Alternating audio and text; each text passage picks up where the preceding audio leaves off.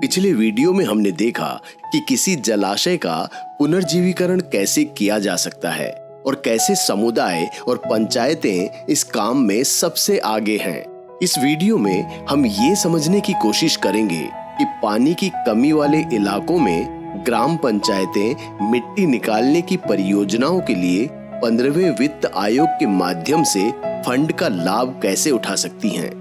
उत्खनन वाली मशीनों का उपयोग करके जलाशयों का पुनर्जीवीकरण करना न केवल समय कुशल है बल्कि लागत प्रभावी भी है। हमारे मॉडल का सार माननीय प्रधानमंत्री के जल शक्ति अभियान के आदर्श वाक्य में निहित है।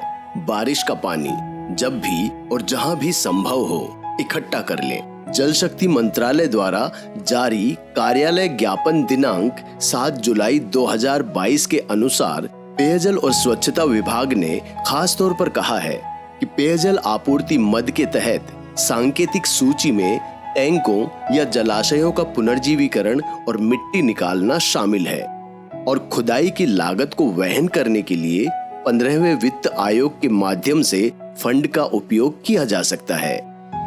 तो ग्राम पंचायत अपने सामुदायिक तालाबों को ठीक करने और स्थानीय स्तर पर अपनी पानी की जरूरतों को पूरा करने के लिए फंड के लिए कैसे आवेदन कर सकती है? अनुदान प्रक्रिया कैसे काम करती है? चरण 1, ग्राम पंचायत को एक ग्राम सभा बुलाने और एक प्रस्ताव पाने की जरूरत है जिसमें यह दर्शाया गया हो कि उनके जलाशय को 15वें वित्त आयोग के द्वारा जेसीबी या पोकलेन जैसी मशीन उत्खनन का उपयोग करके पुनर्जीवीकरण के कार्य की जरूरत है। चरण 2, संबंधित ब्लॉक कार्यालय के एक इंजीनियर को पुनर्जीवीकरण के लिए साइट का आकलन करना होगा और एक तकनीकी अनुमान तैयार करना होगा जिसे ग्राम पंचायत विकास योजना यानी कि जीपीडीपी में शामिल किया जा सकता है।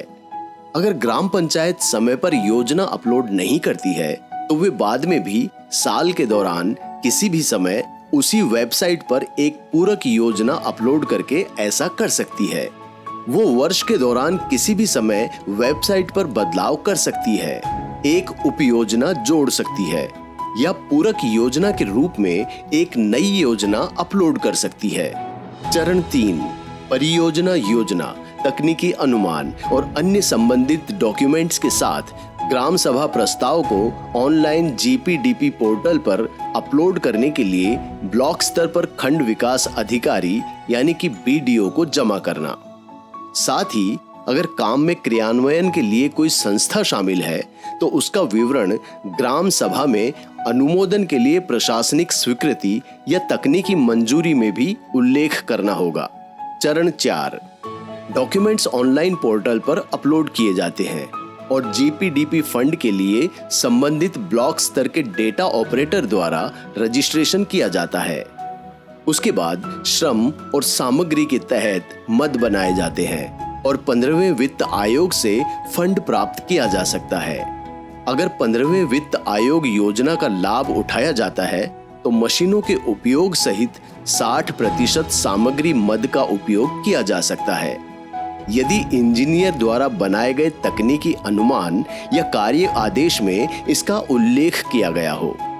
चरण 5, उचित मंजूरी के बाद काम शुरू किया गया है। काम पूरा करने के बाद सभी पूरे किए गए कामों के बिल पंचायत या ब्लॉक कार्यालय में समाशोधन के लिए जमा किए जाते हैं।